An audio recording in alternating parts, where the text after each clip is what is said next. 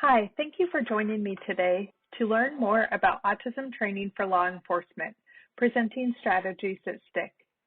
My name is Heidi CooleyCook, and I'm with the College of Education and Human Development at the University of Louisville.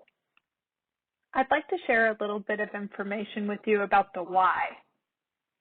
Since 2015, autism training has been taught to a variety of first responders throughout the state of Kentucky by the Kentucky Autism Training Center. Louisville's first responder community has wholeheartedly embraced the training.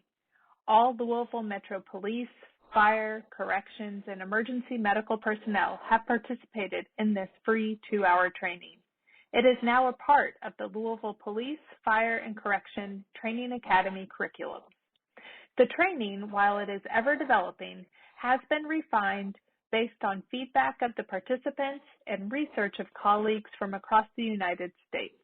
Even after many edits, however, there continue to be lingering questions. This applied action research evaluation study will ultimately investigate 2 research questions. What training modality is most effective in delivering content knowledge to law enforcement officers to promote not only the acquisition of skills, but also mastery and implementation of these skills? And also, what role do various factors, age, gender, years of service, perhaps knowing someone with autism, as well as their cultural competencies, play in increasing or decreasing the likelihood that a law enforcement officer will implement the strategies that they've learned when responding to a call involving an autistic citizen? Before addressing these specific evaluation research questions, scholarly and practitioner literature was reviewed to understand the various topic areas. That is what I will be discussing today. Specifically, I will share with you when law enforcement officers receive training, what type of training they're receiving, the type of mental health training that currently exists, and most specifically, what research is underway exploring training officers about autism. The answers to the research questions could be life-changing, possibly life-saving, and very relevant given the complexity and prevalence of autism. Before we jump into the content, I'd like to share a little bit of information about myself. My name is Heidi CooleyCook, and I'm a second-year doctoral student at the University of Louisville. I serve as the Assistant Director at the Kentucky Autism Training Center based out of U of L's College of Education and Human Development. I've had the opportunity to work in the field of disability advocacy, support, and training for more than 15 years. Over the course of the next few minutes, I'll share with you information about autism, law enforcement training in general, what is currently being offered with regards to mental health and autism training, and finally, we will wrap up with growth opportunities and references. Before we jump into information about law enforcement, I want to make sure that we are all on the same page with regards to what autism is. This information over the next few slides is from the Autistic Self-Advocacy Network, specifically their page entitled About Autism. Autism is a developmental disability that affects how we experience the world around us. Autistic people are an important part of the world. Autism is a normal part of life and makes us who we are. Additionally, within that website, they share 6 characteristics of autism. Autistics will think differently, process senses differently, move differently, communicate differently, socialize differently, and may need help with daily living. Now, this is building upon the criteria that is found in the DSM-5. The DSM-5 is the 5th edition of the Diagnostic and Statistical Manual. It was released in 2013, and within it, it offers a triad of characteristics of autism: challenges or differences in social interaction, challenges and differences in communication, and finally, restricted and repetitive behaviors and or sensory differences. Now that we have a common understanding of the characteristics of autism, I'd like to remind you that each individual that you encounter with autism will be different and unique. It's important to note that individuals with autism are not on a linear spectrum. It's not from not autistic to very autistic, but rather their characteristics do form more of a kaleidoscope, and that these characteristics change and morph based on the given situation and environment.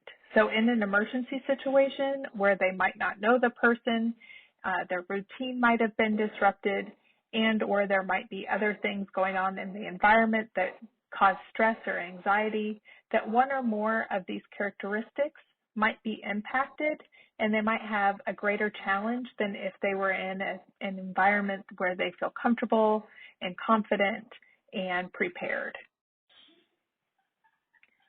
With a common understanding of autism, I'd like to shift gears now and talk about law enforcement training, both national norms as well as local and state regulations here in the state of Kentucky. We will further explore the academies for recruits and in-service for experienced officers. These are all done with the questions that we discussed at the very beginning of the session. When are officers trained? What type of training do they receive?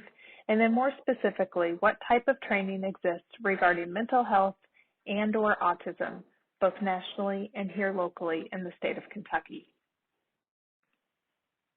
This slide details Kentucky's law enforcement academies. As you'll note, the academies are dispersed all throughout the state.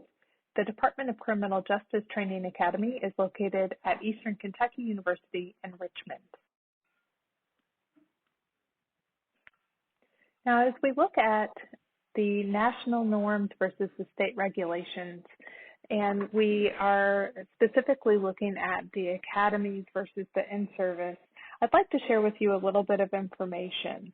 The Basic Training Academy includes modules on a variety of topics, including but not limited to firearms, tactical responses to crisis situations, defensive tactics, criminal investigations, patrol procedures, and others.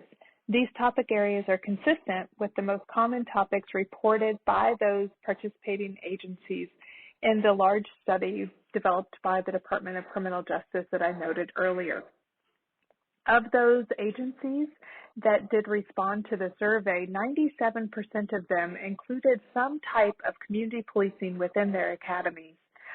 In the information that I reviewed, I was not able to find information about community policing topics represented in Kentucky's academies, unfortunately. Bloomberg and colleagues noted the importance of ensuring that new officers are learning more than tactical and defense strategies, but also how to develop relationships with community members, and also a focus on self-improvement, both emotional and physical health. In addition to academy programs, on the previous slide, you would have noted that individuals are often required to complete a field training component following their academies.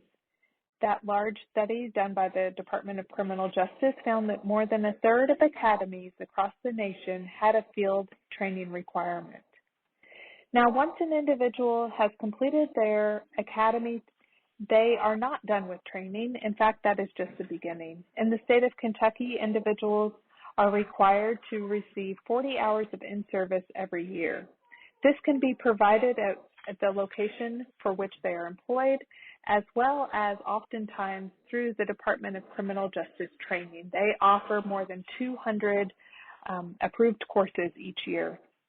Now, some courses are mandated by state regulation. For example, domestic violence is required every 2 years. It's important to note here that specific mental health topics, including but not limited to developmental disabilities or autism or other disabilities, are not required or mandated here in the state of Kentucky. They are in some states, including Florida. And we'll talk about that in just one moment. It's important to note that individuals that are receiving this training do receive a stipend for completing the 40 hours of training here in the state of Kentucky, and that is all through the Kentucky Administrative Regulations, and that is regulated by the Kentucky Law Enforcement Council. As mentioned previously, in the state of Kentucky, mental health training, community policing, crisis intervention team programs and autism training are not mandated by regulation. In many communities, they are providing training modules on one or more of these topic areas. For example, in Louisville and Lexington, they are offering CIT now to all recruits as well as in their in-service for their experienced officers. Additionally, they have contacted the Kentucky Autism Training Center and are now receiving the autism training as well for both their recruits and their experienced officers through the in-service. I would like to touch on some information about autism training nationally. In the state of Florida, they do have a mandate for autism-specific training for officers, and Dr. Lauren Gardner has done a series of research studies down there. And she has found, not surprisingly, that individuals felt more prepared for future interactions with autistic individuals once they had training, but over 70% of the participants that were experiencing her training for the first time had not had a previous training specific to autism. Additionally, Dr. Gardner and Dr. Campbell from University of Kentucky found that of the 157 officers that were part of a second study, the individuals who had a previous experience responding to calls involving an individual with autism felt more comfortable and confident in responding to future calls. Additionally, they found that the rate of transport to a psychiatric facility for autistic persons was greater among officers who were less confident and had less experience with autistic individuals.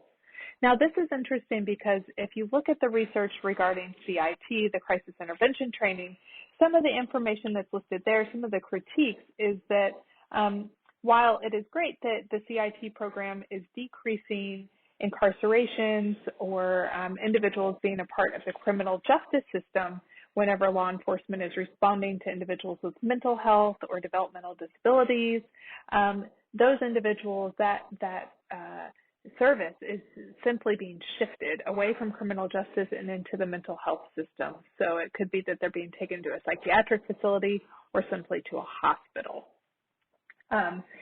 That leads us to future growth opportunities. Over the course of the last few minutes, we reviewed the characteristics of autism. We looked at when, what, and more specifically regarding mental health and autism, what information is being shared with individuals that are law enforcement officers here in the state of Kentucky and some national trends. I know that this was a very quick overview, so if you have additional questions, please don't hesitate to reach out. Now, in closing, some future growth opportunities. Again, those big looming questions. I have a huge interest in understanding the efficacy of training. What are the short and long-term impacts of these trainings? And then further understanding what factors might influence the use of the strategies taught. As we move forward, I think it's critical to involve autistics, individuals with autism, in leading the content development, the content review, providing feedback along the way, and if possible, that they are involved in the delivery of the content as well. Again, my overarching broad questions that will continue to be explored throughout the course of the next few years: what training modalities are most effective to promote acquisition, mastery, and implementation of the skills taught, and what role do various factors play in the likelihood that a law enforcement officer will implement the strategies that they've learned in the training. Thank you so much for joining me today. Again, here are the various references that I utilized for this training.